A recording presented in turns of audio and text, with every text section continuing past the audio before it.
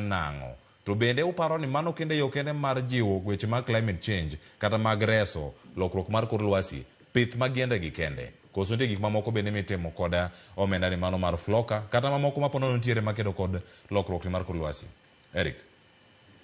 Erokamano, aparo ni penjo maber. Iyudo ka county governments bende nigi challenges ma giface. Iyudo ka seche motemo mondo mi wapidh yien mondo wa mitigate kata wathiri midhiero mikelo gi lokruok mar kor lwasi. To bende nitie challenges ma wende wa encounter. Iyudo ka achiel kuom challenges ma encounter ni inyalo yudo ka wapidho yien to drought kata oro biro matek. Koro as a county government, apart from the last activities man wabedo godo, ni wabedo gi program ni koro wasepidho yien to ere kaka wadhi ensure ni warito gi mondo kata ka oro buok to nitiere kaka inyalo olne gi pi mondo gi survive. Nikech achiel kuom main problems ma counties face en flood and soil erosions. Kasto wabedo gi prolonged drought main oro madhi kuom ndalo mathoth. Kasto bende gi koth ma samoro bende dhi mang'eny kabisa ma yudo ka ketho gigo ma waketo. Tiyudo ka samoro bende koth machwe mang'eny ni kabisa waonge control over them.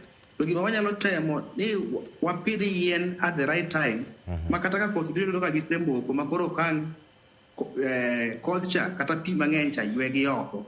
Koro iyudo ka county government temo implement temo ni midhiero aila go samoro controlling gi tek. Kasi iyudo ka bende seche ma timo implementation mar gigi ma bende apo county government ma ora kuom gima ne gitimo nitie jogo ma koro keti kaka sama ne wachiwo pesa mar floka. Iyudo ka ne ok wamiyo mana mine kende, ne wamiyo women group to gi youth groups mondo wa empower bende youths. Koro iyudo ka seche mosepidh yien gi to gin gi at least thuolo mar dhi rito gi.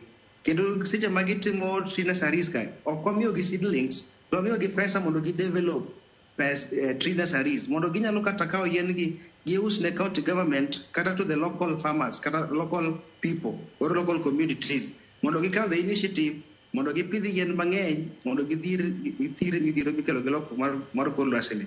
Koro pesa floka ni otemo tiyo. To en mana pidho yien kende, Erick, en mana pidho yien kende ma utimo kod chenro gi osonde gik mamoko ma utimo pore kod pith mag yien.